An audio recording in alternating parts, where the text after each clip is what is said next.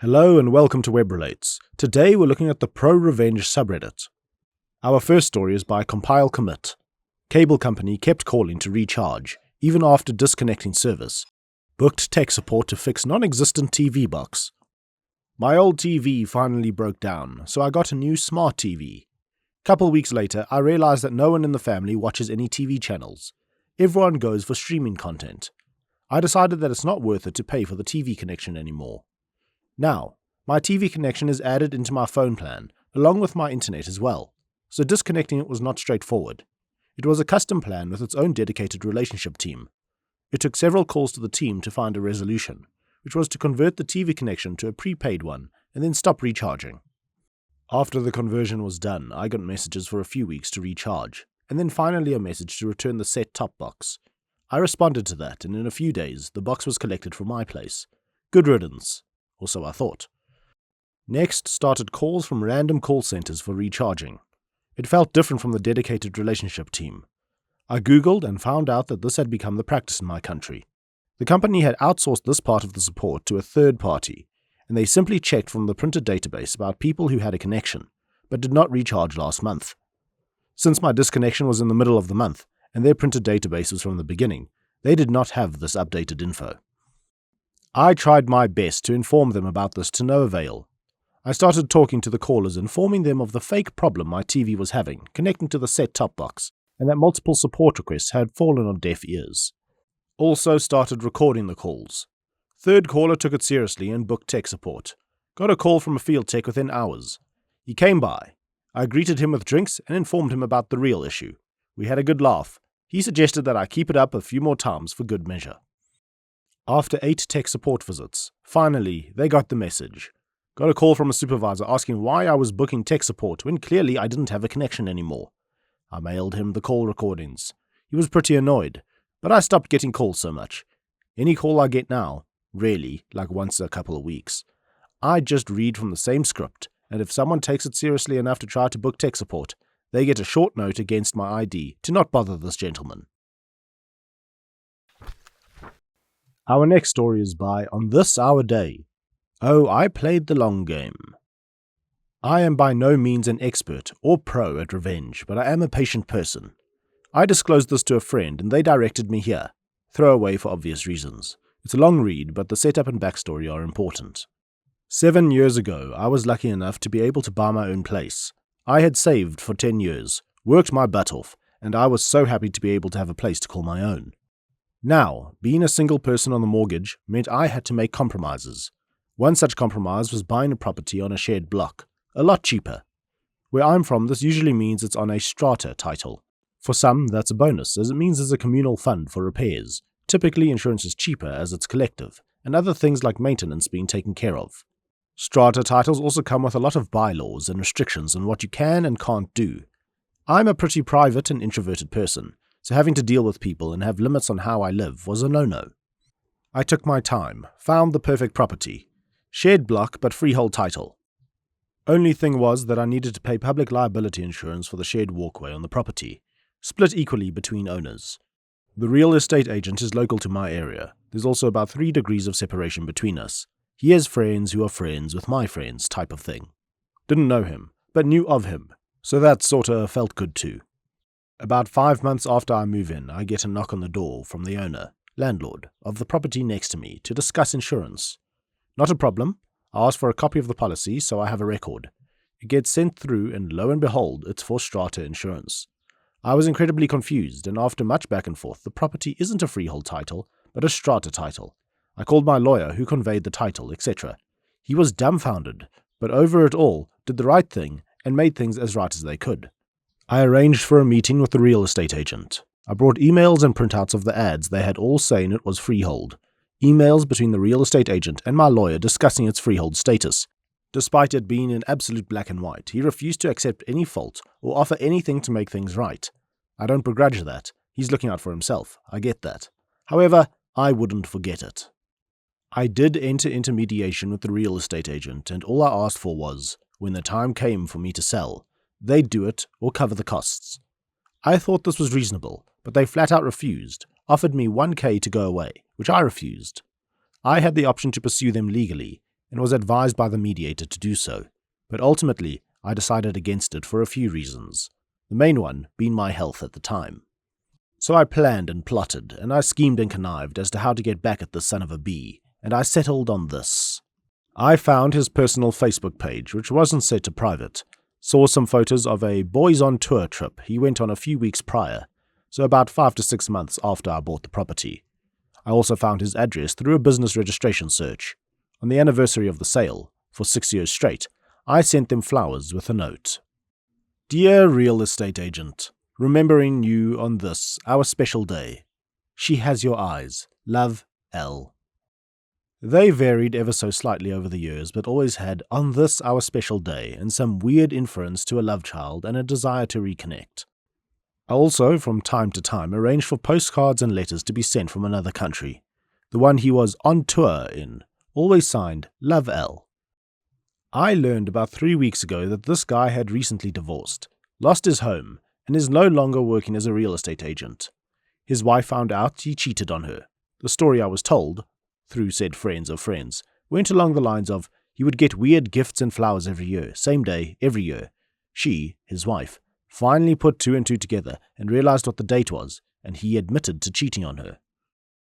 Now, I didn't mean for this, but it turns out a year before I bought my house, he had gone on holiday, came back with an STD, gave it to his wife, but somehow convinced her that it wasn't him. As such, our special day turned out to be right around the time he'd have been balls deep, sans condom, in someone who wasn't his wife, only 1 year earlier. He's apparently lost his house, half his retirement savings, and also his business. I do feel a little bit guilty about all of it sometimes, but then I'm reminded that he's a scumbag and that karma, like me, is a patient, spiteful, and vengeful bee. You know, I started off thinking the story was kind of evil and a bit too much, but, yeah, karma came round, I guess. Our next story is by Called in the 90s. A lawyer's pro-revenge on a landlord. Landlords are buttholes, generally speaking. Everyone knows that. But if you think residential landlords are bad, they're nothing compared to commercial landlords. Landlords of commercial buildings are some of the cruelest, nastiest people I've ever come across. This revenge tale is about a commercial landlord, and how I dealt with him. Back in the 90s, sometimes I'd go for lunch at this restaurant, and in the basement of our building. The place was called The Vault, because it had a massive bank vault that had always been there, dating back to the days before the place was turned into a restaurant. The vault was so huge that they could seat a couple of tables in there, and you could eat dinner surrounded by rows of old, gleaming safe deposit boxes. One day I was there for lunch, and the owner took me aside. "The landlord's driving me nuts," he said. "The landlord drives everyone nuts," I said. I was a subtenant in the same building, sharing space with an older lawyer, Aaron, and the landlord was always causing us trouble. I'd already had a few run-ins with him, and we hated each other on sight. In most jurisdictions, commercial landlords don't need court orders to get you out if you're late with the rent. Instead, they just change the locks, and you find out about it when you show up and your key doesn't work. Every time our landlord had a dispute with anyone, which was often, he'd always threaten to change the locks.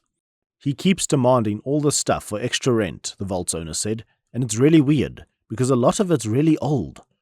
The restaurant owner showed me a letter the landlord had served on him earlier that day. I looked over the demand and read a list of expenses for snow removal and parking lot repair and common area flooring and all kinds of crap going back years. I read it all the way to the end, and there it was. The usual clause saying he was going to change the locks if the tenant didn't pay this and do that. From the wording of the demand, it looks like you've been fighting a while. Why did you wait before consulting a lawyer? I asked one of the lawyers I know, and he said it's hopeless. He told me the lawyer's name. It was a guy I knew with a crappy real estate practice who'd resorted to taking little legal aid cases to keep the lights on when the market tanked in '89. You do something to make the landlord hate you? I asked, because this is a bit over the top, even for our butthole landlord. He knows I'm moving the restaurant. I think he's trying to grab as much money as possible before I go. Plus, he's giving me grief over the vault. He won't let you take it with you? Are you kidding? It weighs almost 100 tons, and I don't need it. But the lease says I have to remove it, and that I also have to restore the building to what it was before there was a vault. That would cost a fortune. The butthole landlord says if I leave the vault behind when I move, he'll sue. Send the lease up to my office and let me look it over, I said. I finished my lunch, and when I got back to my office, the lease was waiting for me. It was just as bad as the restaurant owner said. The lease was a renewal of a renewal of an assignment of a renewal, the original documents dating back to shortly after World War II, when a bank first leased the place and the vault was installed. Somehow, the landlord had suckered the restaurant into taking over a lease that left him liable to remove a bank vault at the end of term. No big deal, I thought. The restaurant can default, and all the landlord can do is sue a shell company. But when I got to the last page of the lease, there was a guarantee clause. The restaurant owner had personally guaranteed the lease, and he was on the hook for removing a vault weighing 100 tons and then fixing the place up. It would cost a fortune. The case was hopeless, of course. That was obvious right away. But then I thought about the butthole landlord with his demands and his threats and his rent hikes, and I asked my brain to do me a solid, which it promptly did. I picked up the phone and called the restaurant owner. "I'm screwed, right?" he said. "You're calling me to say there's no way out. That's what my commercial lawyer already said, but I just thought I'd ask." "I can save you, but it's gonna cost." "How much?" $5,000 in legals and another G-note for the agent." "Agent? What kind of agent?" "Real estate. Send up a check, certified, and leave the rest to me." The check hit my desk in less than an hour. I went to Aaron's office. "I need a real estate agent," I said. "You buying a house?" "Nope." "Selling a house?" "Nope." By this point, I'd been sharing space with Aaron for almost 5 years, and he knew me pretty well. "You pulling one of your stunts again?" he asked. "Yep, but nothing that will get you into trouble." "I know a guy," he said. Aaron knew all kinds of guys, and that's one of the reasons he eventually got disbarred. But he knew a guy, and he gave me the agent's name and number, and the next day I paid the agent a visit. I told him what I needed, and we agreed to terms. I gave him some papers and the cash for his fee. A few days later, I was again at the vault for lunch. The owner saw me walk in and greeted me himself. "The landlord's here," he said. "Why?" "For lunch, and to be a butthole. Let's sit in the vault room so I don't have to look at his face." He took me to the vault room, and with the door almost completely closed, we had a consultation while we ate pasta and drank red wine. "We're making demand on the landlord," I said, munching on spaghetti carbonara. "Demand? What are we demanding?" I pulled a document out of my briefcase and passed it to him while I sipped my wine. "We're demanding that the butthole landlord release all the restaurant equipment, all the fixtures, the ovens, the freezers, the ventilation, everything you need to run a restaurant." "The lease exempts all that stuff. He can't stop me taking what I want. The only thing that matters is the vault, and of course I don't want that." I shook my head. "You need the vault," I said, "and we're demanding that he release the bank vault as well. We're insisting that he let you take it out within 7 business days." "You think you can beat the landlord with reverse psychology? You think if you treat him like a 2-year-old, you can manipulate him into doing what you want?" "We'll find out soon enough. He's had the demand for a couple of days now." The restaurant owner dropped his wine glass and it shattered on the marble floor. "You already gave it to him," the restaurant owner said. He got up, swung open the vault door, and called for the waiter to clean up the mess. "Let's see what the landlord has to say," I told him, and we walked over to the landlord's table. The landlord was a big, beefy man with a big appetite. He sat alone, eating a rack of lamb wolfishly with his hands. "My client needs an answer today," I said. The landlord looked up at me as he chewed noisily. "I'm the vault's lawyer," I said. "I gave you a demand the other day. My client needs an answer right now. He needs the vault for a new place, and he's got to make arrangements." "Your client can forget about the bank vault," he said, wiping his massive greasy hands on an already soiled napkin. "But you can't do that," I said. My shock was feigned, but the restaurant owner's jaw dropped for real. The landlord laughed at us. "I'm the landlord. I can do what I want." "I'm gonna need that in writing, because my client might sue," I said. "Sue all you like," the landlord told me. "Sue till you're blue in the face." He told me that I'd have a formal response by day's end, and then he told me to go away and let him finish his lunch. When the letter arrived from the landlord, claiming ownership over the bank vault, I brought it downstairs and showed it to my client. "How the hell did you do that?" "Trade secret," I said. The following month, the restaurant moved out and the place was empty, and that was too bad because I had always liked eating at the vault. Now the restaurant was in a new location 20 minutes away. They called the new place The Vault, and they'd preserved the vibe of the old place. It was very similar, except they didn't have the bank vault. The bank vault, all 100 tons of it, was where it had always been, in the basement of the building where I rented space. I showed up for work a little after that, and Aaron collared me. "The landlord's looking for you," he said. "Oh yeah? What about?" "He's really angry. He said his deal fell through." "Deal?" "He was supposed to rent the place downstairs to a new tenant, a bank or a credit union or something like that. They were supposed to come in to sign a lease, but they didn't show up." "And what's that got to do with me?" I said to Aaron. And I said the same thing again to the landlord when he managed to track me down a couple of days later. "I know you were behind this," he said, his jowls quivering. "I know it was you. That offer from the agent, it was all bullcrap. Just a trick to make me keep the vault, so that your client could sneak out of the place and leave that bloody bank vault behind. I'm gonna sue." "If you're looking for counsel, I think I'm going to have to declare conflict." "I'm gonna sue the restaurant and that agent, and I'm gonna sue you." He stormed off. But the landlord didn't sue. Of course he didn't. He didn't have a contract to sue on, only a vague letter of intent that I drafted, enough to hook a greedy landlord who was used to having his way. The offer he'd received was non-binding, incapable of acceptance without the signing of a formal lease, which of course never got signed.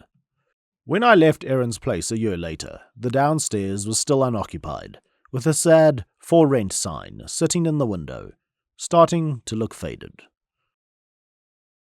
That was a fun one, and technically 100% a pro-revenge from a professional.